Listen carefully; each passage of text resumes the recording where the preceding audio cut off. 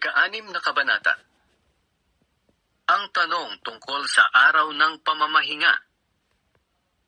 Isang araw ng pamamahinga, napadaan sina Jesus sa triguhan. Namitas ng trigo ang mga tagasunod niya, at niligis ito sa mga kamay nila, at pagkatapos ay kinain ang mga butil. Kaya sinabi ng ilang Pariseo, "Bakit kayo gumagawa ng ipinagbabawal sa araw ng pamamahinga?" Sinagot sila ni Jesus, "Hindi ba ninyo nabasa sa kasulatan ang ginawa ni David nang magutom siya at ang mga kasamahan niya? Pumasok siya sa bahay ng Diyos at kumuha ng tinapay na inihandog sa Diyos at kinain ito. Binigyan din niya ang mga kasamahan niya. Hindi sila nagkasala, kahit na ayon sa kautusan, ang mga pari lang ang may karapatang kumain niyon." At sinabi pa ni Jesus sa kanila, "Ako na anak ng tao ang siyang makapagsasabi kung ano ang nararapat gawin sa araw ng pamamahinga." Ang lalaking paralisado ang isang kamay. Nang isa pang araw ng pamamahinga, pumasok si Jesus sa sambahan ng mga Hudyo at nangaral. May isang lalaki roon na paralisado ang kanang kamay. Binantayang mabuti ng mga tagapagturo ng kautusan at ng mga Pariseo si Jesus kung magpapagaling siya sa araw ng pamamahinga upang may maiparatang sila laban sa kanya. Pero alam ni Jesus ang iniisip nila. Kaya sinabi niya sa lalaking paralisado ang kamay, "Tumayo ka at lumapit dito sa harapan." Lumapit nga ang lalaki at tumayo sa harapan. Pagkatapos sinabi sa kanila ni Jesus, "Tatanungin ko kayo, alin ba ang ipinapahintulot ng kautusan sa araw ng pamamahinga? Ang gumawa ng mabuti o ang gumawa ng masama? Ang magligtas ng buhay o ang pumatay?" Tiningnan silang lahat ni Jesus, at pagkatapos ay sinabi niya sa lalaki, "Iunat mo ang iyong kamay." Iniunat nga ng lalaki ang kamay niya, at gumaling ito. Pero galit na galit ang mga tagapagturo ng kautusan at mga Pariseo, kaya pinag-usapan nila kung ano ang dapat gawin kay Jesus. Pumili si Jesus ng 12 apostol. Nang panahong iyon, pumunta si Jesus sa bundok at magdamag siyang nanalangin doon. Kinaumagahan, tinawag niya ang mga tagasunod niya at pumili siya ng 12 mula sa kanila at tinawag niya silang mga apostol. Ito ay sina Simon na tinawag niyang Pedro, Andres na kapatid nito, Santiago, Juan, Felipe, Bartolome, Mateo, Tomas, Santiago na anak ni Alfeus, Simon na makabayan, Judas na anak ng isa pang Santiago, at si Judas Iscariote na siyang nagtraidor kay Jesus. Nangaral at nagpagaling si Jesus. Pagkatapos niyang piliin ang mga apostol niya, bumaba sila mula sa bundok at tumigil sa isang patag na lugar. Naroon ang marami pa niyang tagasunod at ang mga taong nanggaling sa Judea, Jerusalem at sa baybayin ng Tyre at Sidon. Pumunta sila roon upang makinig sa kanya at mapagaling sa kanilang mga sakit. Pinagaling din ni Jesus ang lahat ng pinahihirapan ng masasamang espiritu. Sinikap na lahat ng tao roon na mahipo siya, dahil may kapangyarihang nagmumula sa kanya na nakapagpapagaling sa lahat. Ang mapalad at ang nakakaawa.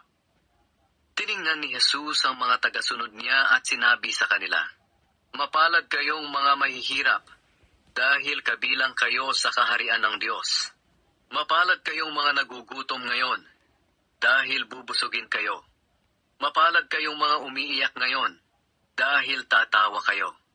Mapalad kayo kung dahil sa pagsunod ninyo sa akin na anak ng tao, ay kamuhian kayo, itakwil, insultuhin, at siraan ang inyong pangalan. Ganoon din ang ginawa ng kanilang mga ninuno sa mga propeta noon. Kaya kung gawin ito sa inyo, magalak kayo at lumukso sa tuwa, dahil malaki ang gantimpala ninyo sa langit. Ngunit nakakaawa kayong mga mayayaman, dahil tinanggap na ninyo ang inyong kaligayahan. Nakakaawa kayong mga busog ngayon, dahil magugutom kayo. Nakakaawa kayong mga tumatawa ngayon, dahil magdadalamhati kayo at iiyak. Nakakaawa kayo kung pinupuri kayo ng lahat ng tao, dahil ganoon din ang ginawa ng kanilang mga ninuno sa mga huwad na propeta. Mahalin ang mga kaaway. Ngunit sinasabi ko sa inyo na mga nakikinig sa akin, mahalin ninyo ang inyong mga kaaway. Maging mabuti kayo sa mga galit sa inyo. Pagpalain ninyo ang mga umaalipusta sa inyo. At idalangin ninyo ang mga nagmamalupit sa inyo. Kapag sinampal ka sa isang pisngi, iharap mo rin ang kabila. Kapag may gustong kumuha ng balabal mo, ibigay mo. At kung pati ang damit mo ay kinukuha niya, ibigay mo na rin. Bigyan mo ang sino mang humihingi sa iyo. At kapag may kumuha ng iyong ari-arian, ay huwag mo na itong bawiin pa. Gawin ninyo sa inyong kapwa ang gusto ninyong gawin nila sa inyo. Kung ang mamahalin lang ninyo ay ang mga nagmamahal sa inyo, anong gantimpala ang matatanggap ninyo mula sa Diyos? Ginagawa rin iyan ng masasamang tao. At kung ang gagawan lang ninyo ng mabuti ay ang mga taong mabuti sa inyo, anong gantimpala ang matatanggap ninyo mula sa Diyos? Ginagawa rin iyan ng masasamang tao. At kung ang pinahihiram lang ninyo ay ang mga taong inaasahan ninyong makakabayad sa inyo, anong gantimpala ang matatanggap ninyo mula sa Diyos? Kahit ang masasamang tao ay nagpapahiram din sa kapwa nila masama, sa pag-asang babayaran sila. Ito ang inyong gawin. Mahalin ninyo ang inyong mga kaaway, at gumawa kayo ng mabuti sa kanila. Kung magpapahiram kayo, magpahiram kayo ng hindi umaasa ng anumang kabayaran, at malaking gantimpala ang tatanggapin ninyo, at makikilala kayong mga anak ng kataas-taasang Diyos. Sapagkat mabuti siya kahit sa mga taong masama at walang utang na loob. Maging maawain kayo tulad ng inyong ama.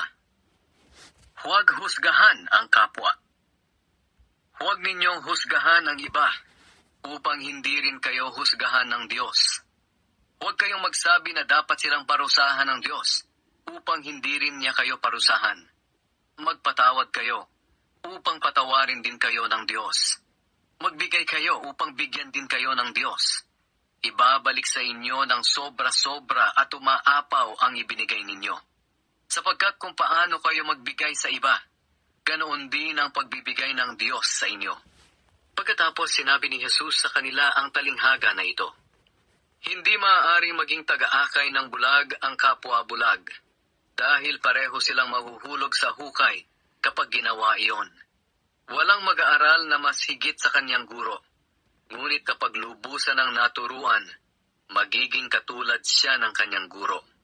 Bakit mo pinupuna ang munting puwing sa mata ng kapwa mo, pero hindi mo naman pinapansin ang malatrosong puwing sa mata mo? Paano mo masasabi sa kanya, kapatid, hayaan mong alisin ko ang puwing sa mata mo, gayong hindi mo nakikita ang malatrosong puwing sa mata mo? Mapagkunwari, alisin mo muna ang malatrosong puwing sa mata mo, nang sa ganoon ay makakita kang mabuti para maalis mo ang puwing sa mata ng kapwa mo. Nakikilala ang puno sa bunga nito.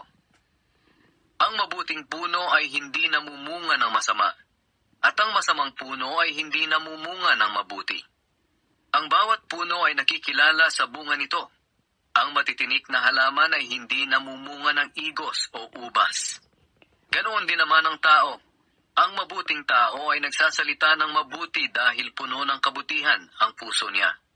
Ngunit ang masamang tao ay nagsasalita ng masama dahil puno ng kasamaan ng puso niya.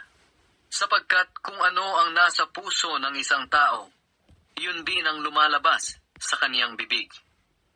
Ang dalawang uri ng taong nagtayo ng bahay. Bakit ninyo ako tinatawag na Panginoon, gayong hindi naman ninyo sinusunod ang mga sinasabi ko? Sasabihin ko sa inyo kung ano ang kahalintulad ng taong lumalapit sa akin, nakikinig at sumusunod sa mga sinasabi ko. Katulad siya ng isang taong humukay ng malalim at nagtayo ng bahay sa pundasyong bato. Nang bumaha at dinaanan ng malakas na agos ang bahay, hindi iyon nayanig dahil matibay ang pagkakatayo. Ngunit ang nakikinig sa mga sinasabi ko pero hindi naman ito sinusunod, ay katulad ng isang taong nagtayo ng bahay na walang matibay na pundasyon. Nang bumaha at dinaanan ng malakas na agos ang bahay, nagiba ito at lubusang nawasak.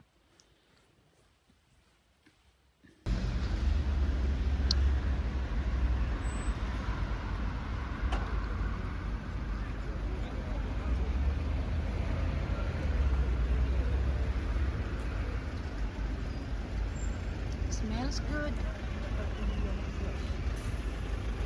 هدول حقني في حد صارع. هدول ما عندوش نعم.